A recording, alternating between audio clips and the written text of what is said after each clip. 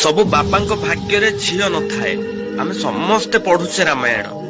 ସେହି ରାମାୟଣରୁ ରାଜା ଦଶରଥଙ୍କର ଦୁନିଆ ପାଇଁ ବାପାଙ୍କର ଉପଦେଶଟିକ ହେଉଛି।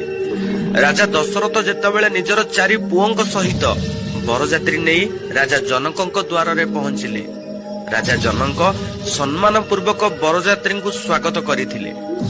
ତାପରେ ରାଜା ଦଶରଥ ସମସ୍ତଙ୍କ ଆଗକୁ ଯାଇ ଜନକଙ୍କ ପାଦ ଛୁଇଁ ପ୍ରଣାମ ନେଇଥିଲେ। ଚମକି ଯାଇ ଜନକ ରାଜା ଦଶରଥଙ୍କ ହାତ ଧରି କହିଲେ, ମହାରାଜା, ଆପଣ ତ ବଡ ହେବେ, ବରପକ୍ଷ ଲୋକ, ଏମିତି ଭୁଲ କାହିଁକି କଲେ? ଜନକଙ୍କ କଥା ଶୁଣି ରାଜା ଦଶରଥ ଖୁବ ସୁନ୍ଦର କଥାଟେ କହିଥିଲେ। ମହାରାଜା, ଆପଣ ଦାତା ଅଟନ୍ତି, କନ୍ୟା ଦାନ କରୁଛନ୍ତି। ମୁଁ ତ ଗ୍ରହିତା, ଆପଣଙ୍କ କନ୍ୟାକୁ ନେବାକୁ ଆସିଅଛି। ଏବେ ଆପଣ କୁହନ୍ତୁ ନା, ଦାତା ଏବଂ ଗ୍ରହିତା ମଧ୍ୟରୁ କିଏ ବଡ ଅଟେ? ଏହା ଶୁଣି ରାଜା ଜନକଙ୍କ ଆଖିରୁ ଲୁହ ଝରିବାକୁ ଲାଗିଲା। ଭାଗ୍ୟବାନ ସେ ଅଟେ ଯାହା ଘରେ ଅଛନ୍ତି କନ୍ୟା।